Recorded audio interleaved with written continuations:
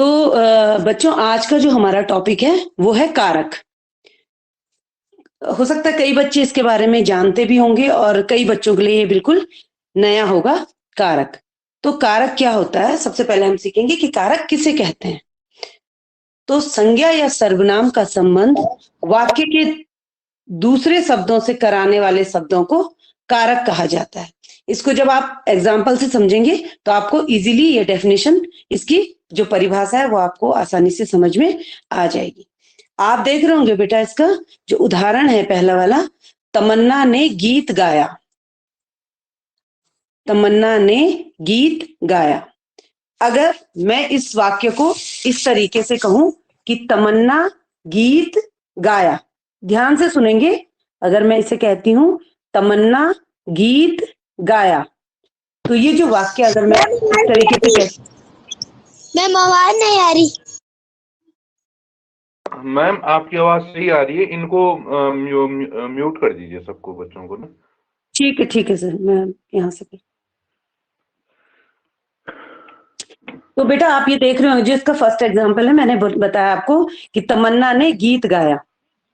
लेकिन अगर मैं इस वाक्य को इस तरीके से कहूं, तमन्ना गीत गाया, तो ये जो वाक्य बनेगा ये पूर्णतया अस्पष्ट एवं अटपटा होगा। कोई वाक्य ही नहीं बन रहा है ढंग से कि तमन्ना गीत गाया।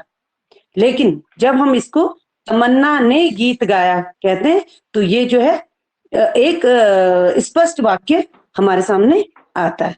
इसी तरीके से राम ने रावण को मारा।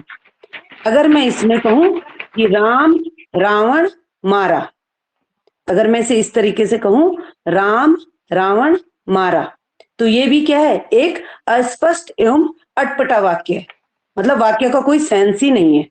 ठीक है, तो जब हम इसमें राम ने रावण को मारा, आप देख रहे होंगे वो मैंने अंडरलाइन किए हुए हैं कुछ, इसमें जो ने हो गया, को हो गया, इनको मैंने अंडरलाइन किया है। तो बेटा इसमें क्या है, जब हम इन वाक्यों में इन चिन्हों का प्रयोग करते हैं, ने हो गया, को हो गया, जब हम इनको, इन कारक चिन्हों का इन वाक्यों में प्रयोग करते हैं तभी ये एक स्पष्ट वाक्य बनता है। नहीं तो ये अस्पष्ट एवं अटपटा है कारक चिन्हों के बिना। तो अब आपको स्पष्ट हो गया होगा कि जो कारक चिन्ह है वो क्या काम करते हैं। वो संज्ञा या सर्वनाम का संबंध वाक्य के दूसरे शब्दों से कराते हैं। अब आप देख रहे होंगे तमन्ना, तमन्ना क्या है? एक संज्ञा है और इसका संबंध गीत गाया। तो अगर मैं ये ने नहीं लगाऊंगी इसमें तो इस तमन्ना का संबंध गीत गाया से नहीं हो पाएगा। तो इसलिए जो है कारक चिन्हों का प्रयोग हम किसी संज्ञा या सर्वनाम का संबंध वाक्य के दूसरे शब्दों से कराने के लिए करते हैं। तो अब इसकी परिभाषा आपको स्पष्ट हो रही होगी कि संज्ञा या सर्वनाम का संबंध वाक्य के दूसरे शब्दों से कराने वाले शब्दों को कारक कहा जाता है। इसके अलावा आप नीचे देख रहे होंगे बेटा, जो थर्ड वाला एग्जाम्पल है इसका, विशाल साइकिल से स्कूल जाता है। तो विशाल साइकिल से स्कूल जाता है, इसमें जो से है वो क्या है? कारक। तो कारक चिन्ह है से। पिताजी राम के लिए कपड़े लाए। पिताजी किसके लिए कपड़े लाए? राम के लिए। तो के लिए भी क्या है? एक कारक, कारक चिन्ह है। लड़का छत से गिर पड़ा। उसके अलावा है आशा कुर्सी पर बैठी है। और जो इसका लास्ट एग्जाम्पल है वो है अरे राहुल घर आ गया। तो ये सब जो है जिनको भी मैंने अंडरलाइन किया है ये सब क्या है? कारक चिन्ह है, जिनसे जो है हम कारक की पहचान कर सकते हैं। और बेटा जो क्वेश्चन आता है आपके पास एग्जाम में वो इसी तरीके का आएगा। जैसे मैंने आपको इसमें दिखा रखा है कि तमन्ना ने गीत गाया, तो वो यहाँ पे अंडरलाइन कर देंगे और आपको बताना होगा कि इसमें कौन सा कारक है। तो अभी हम वन बाय वन सारे कारक जो है उनको, उनके बारे में पढ़ेंगे, तो आप आसानी से इनका पता कर पाओगे कि किस वाक्य में कौन सा कारक प्रयुक्त हुआ है। तो बेटा हम आगे देखते हैं। इसमें आप देख रहे हैं इन वाक्यों में ने, को, से, के लिए, पर, अरे, ये शब्द जो है, जो भी ये शब्द आए हैं इन ऊपर वाले वाक्यों में, ये सब कारक चिन्ह है। इन्हें कहते हैं कारक चिन्ह। क्योंकि ये शब्द संज्ञा या सर्वनाम का संबंध वाक्य के अन्य शब्दों से प्रकट कर रहे हैं, क्योंकि इन्हीं शब्दों की वजह से जो संज्ञा या सर्वनाम है उसका संबंध वाक्य के अन्य शब्दों से पता चलता है। तो ये तो था बेटा कारक। उसके बाद जो है कारक के भेद। तो कारक के कुल 8 भेद हैं। ये बेटा जो कारक के भेद है इनको आपने अच्छे से रट लेना है, याद कर लेना है अच्छे से, तभी आप ये क्वेश्चन कर पाओगे। तो कारक के कुल 8 भेद हैं। पहला कर्ता और उसका चिन्ह है ने। तो आप देख रहे एक तरफ मैंने कारक लिखे हैं, दूसरी तरफ चिन्ह है। तो कर्ता ने कर्म को करण से, और से के आगे मैंने लिखा है के द्वारा के साथ। यह भी आप आगे जब इसकी डिटेल पढ़ोगे तो आपको आसानी से समझ में आ जाएगा। ये सिर्फ मैं ये बता रही हूं आपको कि इसको बिल्कुल आपको याद कर देना है, जो ये कारक के भेद है। उसके बाद संप्रदान के लिए, आपादान से मतलब, और ब्रैकेट में मैंने लिखा है अलग होने, संबंध का के की रा रे री, अधिकरण में और पर। उसके बाद संबोधन है हे और अरे। तो ये जो कारक के 8 भेद हैं इनको आप अच्छे से याद करेंगे और इसके साथ में चिन्हों को भी याद करेंगे, जिससे आप आसानी से जो है वाक्य में कारक का पता कर सके कि कौन सा कारक है। इसके बाद बेटा अब हम इसकी डिटेल थोड़ा पढ़ते हैं।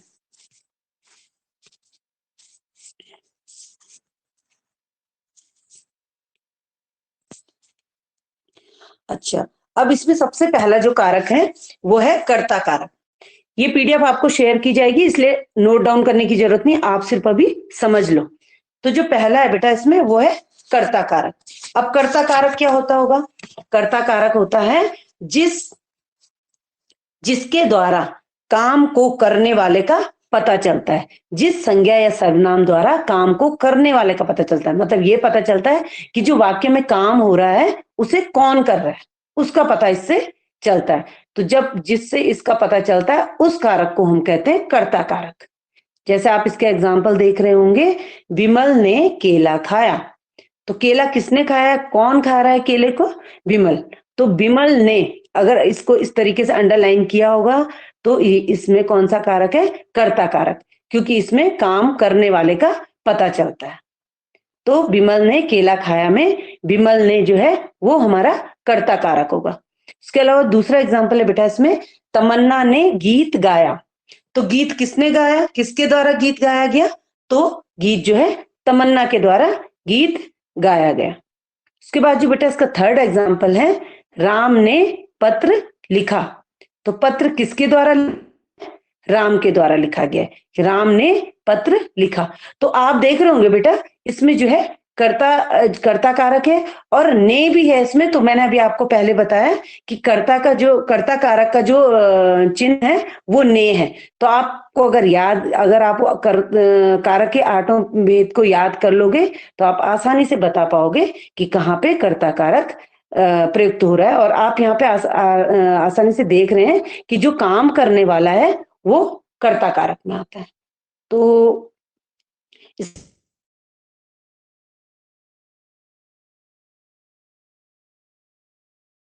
कर्म कारक क्या होता है इसको जरा ध्यान से समझेंगे। कर्म कारक होता है बेटा काम, मतलब जो काम हो रहा है, वाक्य में जो काम हो रहा है उसका प्रभाव जिस संज्ञा या सर्वनाम पर पड़ता है। एक वाक्य है उसमें जो काम हो रहा है उसका प्रभाव जिस संज्ञा या सर्वनाम पर पड़ता है उसे कर्म कारक कहते हैं। इसमें आपको डेफिनेशन याद करने की जरूरत है, सिर्फ समझने की जरूरत है। आपके पास सिर्फ सेंटेंस आएंगे और उसमें आपको कारक लिखना होगा, लेकिन अगर आप थोड़ा समझ जाओगे तो आप आसानी से उसको कर पाओगे। तो इसमें क्या है कि जो काम का प्रभाव है, यानी कि वाक्य में जो काम हो रहा है उसका प्रभाव जिस संज्ञा या सर्वनाम पर पड़ता है उसे हम कहते हैं कर्म कारक। अब मैं आपको एग्जाम्पल से इसे समझाती हूँ। इसमें है बेटा कि राम ने रावण को मारा। इसमें जो क्रिया है, जो काम हो रहा है वो क्या हो रहा है? मारने का हो रहा है।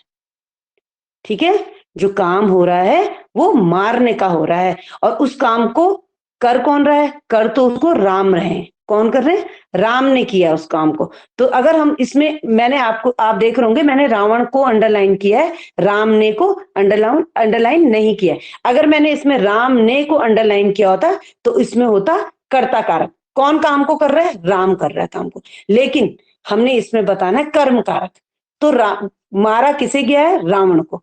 तो जो है क्रिया का जो प्रभाव है वो किस पर पड़ रहा है? जो काम हो रहा है वो किस उसका उसका जो इफेक्ट है वो किस पे पड़ रहा है? रावण पे पड़ रहा है। मारा किसे गया है? रावण को मारा गया है। इसलिए इसमें जो है कर्म कारक होगा। और जो कर्म कारक है उसका जो विभक्ति चिन्ह है वो है को।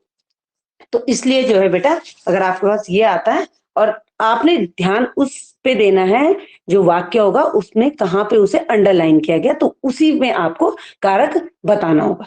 तो इसलिए अगर अगर यही वाक्य हो, राम ने रावण को मारा, और राम ने के नीचे अगर अंडरलाइन होगा तब तो इसमें होगा कर्ता कारक। लेकिन यहाँ पे रावण को, तो मारा किसे गया है? रावण को मारा गया है। क्रिया किसके ऊपर हो रहा है? काम किसके ऊपर हो रहा है? रावण को। मारा रावण को गया है, इसलिए इसमें जो है कर्म कारक होगा। उसके बाद बेटा इसका नेक्स्ट है, माता ने पुत्र को प्यार किया। तो यहाँ पे माता जो है किसे प्यार कर रही है? प्यार करने का काम किसको हो रहा है? पुत्र को हो रहा है। तो इसलिए जो है यहाँ पे जो पुत्र को है वो कर्म कारक होगा, क्योंकि काम जो है पुत्र के ऊपर हो रहा है। और माता ने, अगर मैंने माता ने को अंडरलाइन किया होता तो आप अब आसानी से समझ रहे होंगे कि काम को कौन कर रही है? माता कर रही है। तो माता ने में कर्ता कारक होगा। लेकिन यहाँ पे हमें पूछा गया है कि पुत्र को, उसको अंडरलाइन किया गया कि पुत्र को जो है इसमें कौन सा कारक है, तो आप आसानी से इसे बता पाएंगे कि पुत्र को में कर्म कारक है, क्योंकि काम पुत्र पे हो रहा है। तो मुझे लगता है कि सभी को समझ में आ रहा होगा अच्छे से। उसके बाद बेटा हम का नेक्स्ट देखते हैं, करण कारक। अब करण कारक क्या होता है? करण कारक होता है बेटा कि जिस साधन या जिसकी सहायता से इसमें जो है किसी चीज की सहायता ली जाएगी किसी भी काम को करने के लिए, तो आप इसको आसानी से बता पाएंगे कि इसमें करण कारक है। अभी आप इसका एग्जांपल समझिए, फिर आप इसको बता पाएंगे। राजा तलवार से युद्ध लड़ता है। राजा क्या कर रहा है? तलवार से युद्ध लड़ रहा है या लड़ता है। ठीक है, तो राजा किस चीज का प्रयोग कर रहा है? तलवार का प्रयोग कर रहा है, इसलिए इसमें करण कारक होगा। उसके बाद दूसरा है, रुचि पेन से लिखती है। रुचि जो है लिखने का काम किससे कर रही है? पेन से कर रही है, तो इसलिए इसमें भी करण कारक होगा। राहुल साइकिल से स्कूल जाता है। राहुल कैसे स्कूल जाता है? साइकिल से। तो आप देख रहे होंगे एक में तलवार का उपयोग हो रहा है, एक में पेन का हो रहा है और एक में साइकिल का हो रहा है। तो करण कारक वही होते हैं बेटा कि जिसमें जिस साधन या जिसकी सहायता से जो कर्ता होता है वो क्रिया या काम को करता है। जो काम को करने वाला है, जैसे पहले वाले में राजा काम को कर रहा है, वो किससे कर रहा है? राजा युद्ध लड़ रहा है तो किससे लड़ रहा है? तलवार से लड़ रहा है। ठीक है, रुचि लिख रही है तो किससे लिख रही है? पेन से लिख रही है। राहुल स्कूल जा रहा है तो कैसे जा रहा है? साइकिल से जा रहा है। मतलब तीनों ने इसमें जो है कुछ साधन प्रयोग किया है, किसी चीज का प्रयोग किया है काम को करने के लिए, तो वो होते हैं बेटा करण कारक। इसके बाद जो नेक्स्ट है इसमें संप्रदान कारक। अब संप्रदान कारक क्या होता है? संप्रदान कारक जिसमें कोई वस्तु प्रदान की जाए या जिसके लिए कोई क्रिया की जाए। जिसमें कोई वस्तु प्रदान की जाए, कोई दान की जाए, या जिसके लिए कोई काम किया जाए। जिसके लिए कोई काम किया जाए या जिसको कुछ प्रदान किया जाए, वहां पे संप्रदान कारक होते हैं। मैंने इसमें लिखा है, वाक्य में कर्ता द्वारा जिस संज्ञा शब्द के लिए क्रिया संपन्न होती है। अब आप देखो, जो पहला एग्जाम्पल है, उसने भिखारी को अन्न दिया, तो उसने तो हो गया इसमें कर्ता, और आपको पता है उसने जो है सर्वनाम है। ठीक है, तो उसने इसमें हो गया कर्ता, और उसने क्या किया? अन्न दिया हो गया इसमें क्रिया। अन्न दिया हो गया क्रिया, और किसको दिया है अन्न? भिखारी को। और अन्न जो है दिया गया है किसको? भिखारी को। तो क्रिया किसके लिए हो रही है? भिखारी के लिए हो रही है। ठीक है, और मैंने आपको ये भी बताया कि जिसमें कोई चीज दान की जाए या किसी के लिए कुछ काम किया जाए, तो वहां पे संप्रदान कारक होता है। तो यहाँ पे जो है उसने भिखारी को अन्न दिया में क्या होगा? संप्रदान कारक होगा। भिखारी को, जहां पे किसी के लिए कोई काम किया जाता है या कहीं जहां पे किसी को कोई दान दिया जाता है। उसके बाद नेक्स्ट है बेटा इसमें, पिताजी ने बच्चों को मिठाई दी। पिताजी ने किसे मिठाई दी? बच्चों को। तो यहाँ पे जो है पिताजी मिठाई दे रहे हैं किसको?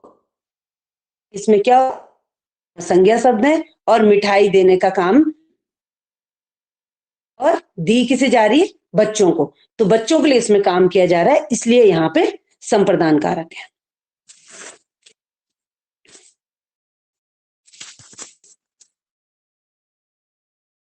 अच्छा, इसके बाद नेक्स्ट है बेटा आपादान कारक। आपादान कारक क्या होता है, जिस संज्ञा या सर्वनाम शब्द से, ये बहुत ही आसान है, ये आप बहुत आसानी से इसे समझ सकते हो और आसानी इसको कर भी सकते हो। तो जिस संज्ञा या सर्वनाम शब्द से अलग होने, तुलना करने या डरने का भाव प्रकट हो, जिस संज्ञा या सर्वनाम शब्द से अलग होने, तुलना करने या डरने का भाव प्रकट हो, उसे आपादान कारक कहते हैं। अब या तो तुलना हो रही होगी, या किसी चीज से कोई चीज अलग हो रही होगी, या डरने का भाव, तो जब जहां पे जिन भी वाक्यों में इस तरीके का कुछ आएगा, आपादान।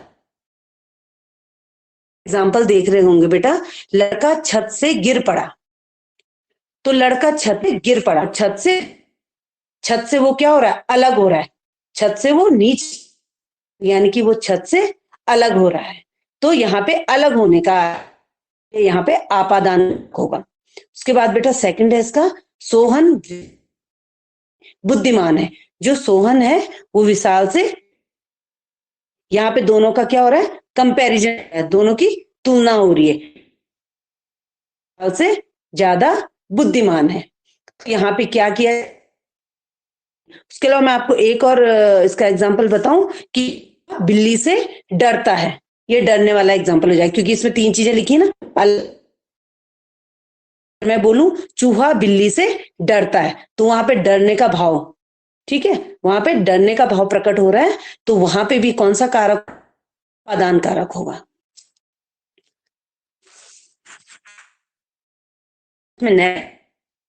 संबंध कारक। अब संबंध कारक क्या होता है,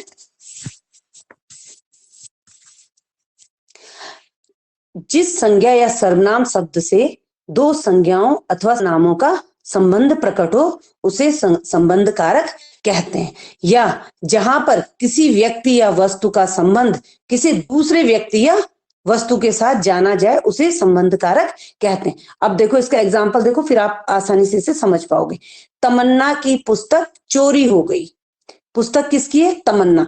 तमन्ना और पुस्तक में यहाँ पे आपस में संबंध दिखाया गया है कि तमन्ना की पुस्तक चोरी हो गई, तमन्ना की पुस्तक चोरी हुई, मतलब तमन्ना और पुस्तक में आपस में संबंध है, तो इसलिए यहाँ पे संबंध कारक होगा। तमन्ना की, उसके नीचे मैंने अंडरलाइन किया और आपको बताना है कि इसमें कौन सा कारक होगा। तो आप देख रहे हैं कि तमन्ना का संबंध इसमें पुस्तक से है, क्योंकि पुस्तक तमन्ना की है, तो यहाँ पे इसलिए संबंध कारक होगा। उसके बाद नेक्स्ट है बेटा, राम का भाई मोहन आ गया। तो राम का भाई, तो राम का मोहन के साथ भाई वाला संबंध है, तो राम का संबंध है मोहन से, ये यहाँ पे भी होगा संबंध कारक। उसके बाद बेटा जो इसमें नेक्स्ट है, रमेश के पिताजी आए। किसके पिताजी आए, रमेश के, तो रमेश और उसके पिता का आपस में संबंध है, तो इसलिए यहाँ पे जो है संबंध कारक होगा। तो ये बहुत ही आसान है, संबंध कारक आप आसानी से बता पाएंगे कि जहां पर किसी व्यक्ति या वस्तु का संबंध किसी दूसरे व्यक्ति या वस्तु के साथ होगा, या जिस संज्ञा या सर्वनाम में 2 संज्ञाओं अथवा सर्वनामों का संबंध आपस में प्रकट हो। बस यहाँ पे मेन वही है कि संबंध का आपको ध्यान रखना है कि जैसे तमन्ना की पुस्तक, तमन्ना का संबंध इसमें पुस्तक से है, राम का भाई मोहन, राम का संबंध मोहन से है, रमेश के पिता, रमेश का संबंध पिता से, तो कहीं पे इस तरीके का आएगा तो वहां पे संबंध कारक होगा। और इसके मैंने चिन्ह आपको पीछे पीडीएफ में मैंने आपको पढ़ाया, का, की, के, रा, री, रे, इस चिन्ह है, जिससे भी आप आसानी से इसको बता पाओगे कि कौन सा कारक है। उसके बाद आते हैं बेटा हम, अब जो अधिकरण कारक है इसमें क्या है कि संज्ञा या सर्वनाम के जिस रूप से क्रिया का आधार प्रकट हो, अब आधार प्रकट हो उसे अधिकरण कारक कहते हैं। अब आधार प्रकट का क्या मतलब है वो मैं आपको अभी एग्जाम्पल से समझाती हूँ। यहाँ पे आप देख रहे हैं ऋतु कमरे में सो रही है। अब यहाँ पे मेन क्या है, जो ऋतु है वो सो रही है, वो कहां पर सो रही है, उसका आधार क्या है, कहाँ पे वो क्रिया हो रही है, जिस क्रिया को वो कर रही है, सोने की क्रिया को वो कर रही है, वो कहाँ पे उसे कर रही है, तो वो क्रिया कहाँ पर हो रही है, वही है मतलब कि आधार कहाँ पे है उसका, उस क्रिया को करने का आधार कहाँ पे। तो आप देख रहे हैं ऋतु सो रही है, ऋतु कहाँ सो रही है, कमरे में सो रही है, तो इसमें जो सोने की क्रिया है वो कमरे में हो रही है, तो क्रिया का आधार क्या है, कमरा है। उसके बाद बंदर पेड़ पर बैठा है, बंदर कहाँ बैठा है, बंदर पेड़ पर बैठा है, तो पेड़ पर भी क्या है, इसमें आधार है जिस पर की क्रिया हो रही है। बंदर बैठने का काम कहाँ पे कर रहा है, पेड़ पर कर रहा है, तो मतलब जो बंदर है वो पेड़ पर बैठा है, यानी कि वो क्रिया पेड़ पर कर रही है, यानी कि क्रिया का आधार कहाँ है, पेड़ पर है। तो इस तरीके का जहां पे होगा बेटा अधिकरण कारक जो है उसका जो चिन्ह है वो में और पर है, तो आप आसानी से चिन्हों से भी इसको समझ सकते हो। आप चिन्ह आपको दिख जाएंगे तो आप आसानी से इस तरीके के वाक्यों को वाक्यों में बता पाओगे कि कौन सा कारक है। बेटा हम लास्ट वाले पे आते हैं, संबोधन कारक। अब संबोधन कारक क्या होते हैं, संबोधन कारक भी बहुत ही आसान है कि जिस संज्ञा शब्द से संबोधन किया जाए अर्थात किसी को पुकारा जाए, जिन शब्दों से किसी का संबोधन किया जाए या किसी को पुकारा जाए उसे संबोधन कारक कहा जाता है। जैसे आप इसके एग्जाम्पल देख रहे होंगे, हे प्रभु हमारी सहायता करो, इसमें क्या कर रहे हो, प्रभु को पुकार रहे हैं, हे प्रभु हमारी सहायता करो।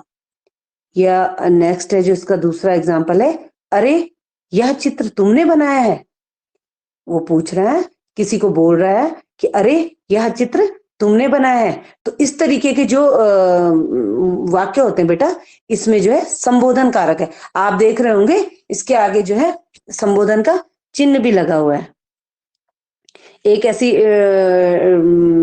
ऐसी रेखा और उसके नीचे एक बिंदु, तो ये भी क्या है, संबोधन का संबोधन कारक को पहचानने का एक तरीका है, इससे भी आप संबोधन कारक का पता लगा सकते हो। इन वाक्यों में किसी को पुकारा जा रहा है, अतः यहाँ पर संबोधन कारक है।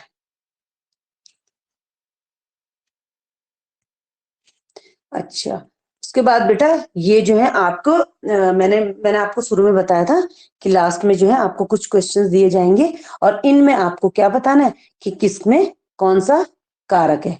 तो आप जो है इसका ये पीडीएफ मैं आपको ग्रुप में शेयर करूंगी और आप जो है वहां से इसे सॉल्व करके लेके आएंगे, अपनी मैम को स्कूल में या सर जो भी होंगे उनको ये स्कूल में दिखाएंगे सॉल्व करके।